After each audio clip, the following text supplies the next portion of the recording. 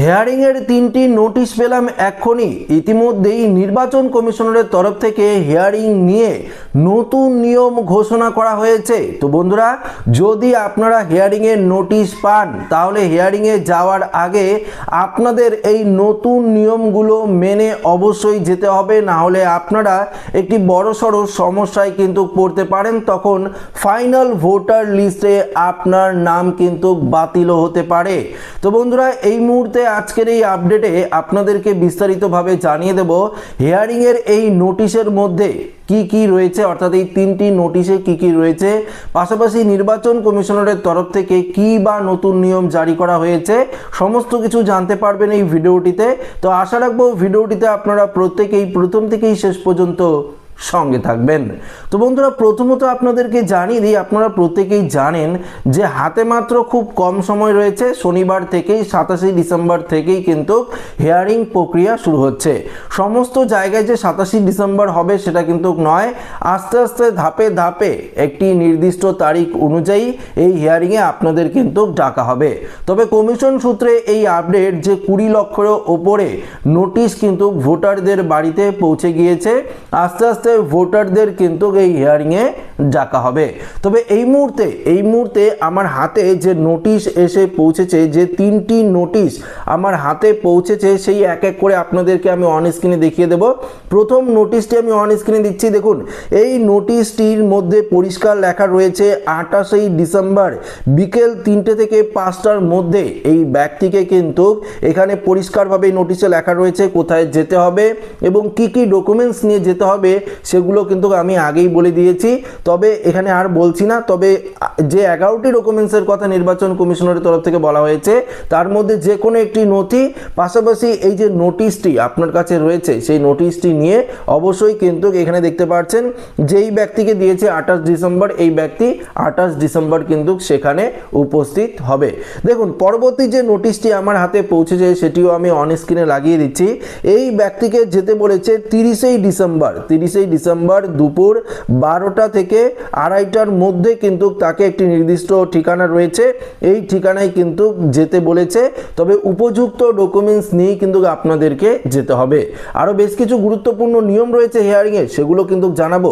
দেখুন, পরবর্তী যে নোটিশটি আমার হাতে পৌঁছেছে সেটিও আমি অন স্ক্রিনে লাগিয়ে দিচ্ছি। দেখুন, এই নোটিশে এই ব্যক্তিকে যেতে বলেছে 27শে ডিসেম্বর অর্থাৎ শনিবার।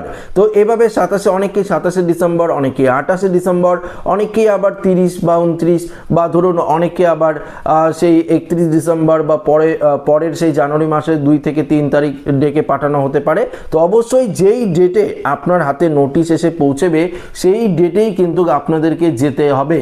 যদি আপনারা অসুস্থ হন, যদি আপনার বাড়িতে নোটিশটি গেল, ধরুন আপনার বাড়িতে 27 তারিখেই নোটিশটি, 27 তারিখের লেখা রয়েছে আপনাকে যেতে হবে হিয়ারিংয়ে, বিএলওরা আপনাকে নোটিশ দিয়ে গেল, সেক্ষেত্রে যদি আপনার 27 তারিখে যদি ধরুন আপনার হাসপাতালে যেতে হবে, বা ধরুন আপনার 27 তারিখে কোনো রকম ইমার্জেন্সি কাজ রয়েছে, সেক্ষেত্রে যেতেই হবে আপনাদেরকে, সেক্ষেত্রে অবশ্যই কিন্তু বিএলওর সাথে আপনাদের যোগাযোগ করতে হবে।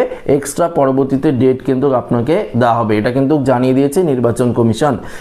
এবার আরেকটি কথা আপনারা মনোযোগ সহকারে শুনুন। দেখুন, যখন আপনারা হিয়ারিংয়ে যাবেন তখন কিন্তু অবশ্যই আপনাদের একটি কথা মাথায় রাখতে হবে, এই হিয়ারিংয়ে কে কে বসে থাকবে, ইয়ারও বসে থাকবে, এইআরও থাকবে, পাশাপাশি মাইক্রো অবজারভার যারা রয়েছে নিয়োগ করা হয়েছে তারাও কিন্তু বসে থাকবে আপনার ডকুমেন্টসটি পরীক্ষা নিরীক্ষা করার জন্য। আপনার ডকুমেন্টসটি আসল না নকল সেটি পরীক্ষাকে করবে মাইক্রো অবজারভাররা করবে। তাই যখন হিয়ারিং হবে আপনারা যেই ডকুমেন্টসটি প্রডিউস করবেন সেই ডকুমেন্টসটি যদি ভুল বা নকল কোনো রকম কিছু ধরা পড়ে, বা ভুয়ো নথি দিয়ে আপনারা হিয়ারিংয়ে প্রেজেন্ট হতে চাচ্ছেন, এরকম যদি কোনো ধরা পড়ে তাহলে কিন্তু আপনারা বড়সড় সমস্যায় পড়বেন। তাই অরিজিনাল নথি নিয়েই কিন্তু আপনারা সেখানে উপস্থিত হবেন। যদি কোনো নথি না থাকে অবশ্যই আপনারা যাবেন, তাদেরকে বলবেন, সেক্ষেত্রে তারা যদি অন্য কোনো উপায় বলে সেটা কিন্তু অবশ্যই আপনারা অবলম্বন করলেই আপনার ভেরিফিকেশন কিন্তু হয়ে যাবে। তবে মনে রাখবেন, ভুয়ো নকল নথি নিয়ে যদি আপনারা ধরা পড়েন হিয়ারিংয়ে তাহলে কিন্তু ফাইনাল লিস্টে আপনার নাম কিন্তু উঠবে না বন্ধুরা,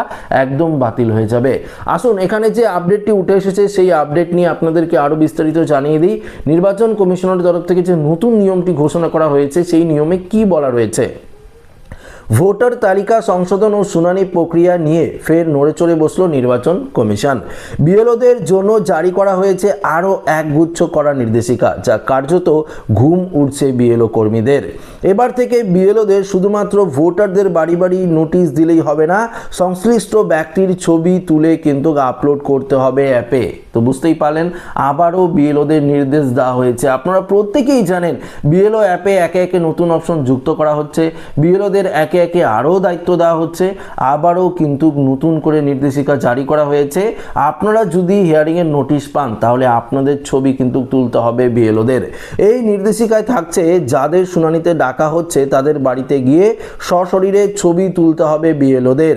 ভোটারদের বাড়িতে, অর্থাৎ যেই ভোটারের নামে নোটিশ আসবে, ভোটার বাড়িতে না থাকলে যিনি নোটিশটি গ্রহণ করবেন, অর্থাৎ যিনি নোটিশটি নেবেন আপনার, তার ছবি ও ভোটারের সাথে তার সম্পর্কের প্রমাণ কিন্তু আপলোড করতে হবে। যদি আপনার ওয়াইফ, ধরুন আপনার ওয়াইফ নোটিশটি নিল, আপনার নামে নোটিশ আসলো, আপনার ওয়াইফ নোটিশটি নিল, সেক্ষেত্রে আপনার ওয়াইফের সাথে আপনার সম্পর্কে যে কাগজ রয়েছে সেই কাগজ কিন্তু আপলোড করতে হবে। পরবর্তী শুনানি কেন্দ্রেও দ্বিতীয়বার ছবি তোলা হবে, তবে সেখানে একা নয়, সংশ্লিষ্ট ব্যক্তি বা মহিলার সাথে থাকতে হবে এইআরও বা ইআরওর মাইক্রো অবজারভারকে।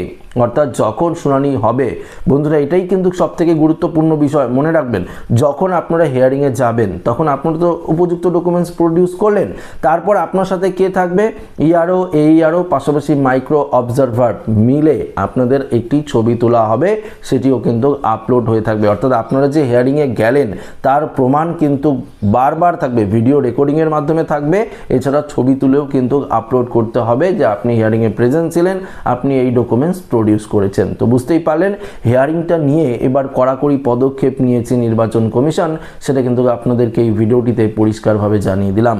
তো আশা রাখবো ভিডিওটি প্রত্যেকের ভালো লেগেছে। ভিডিওটি ভালো লাগলে লাইক করবেন, বন্ধুদের সাথে শেয়ার করবেন, নতুন হয়ে থাকলে চ্যানেলটিকে সাবস্ক্রাইব করে আমাদের সঙ্গে জুড়ে থাকবেন। ধন্যবাদ।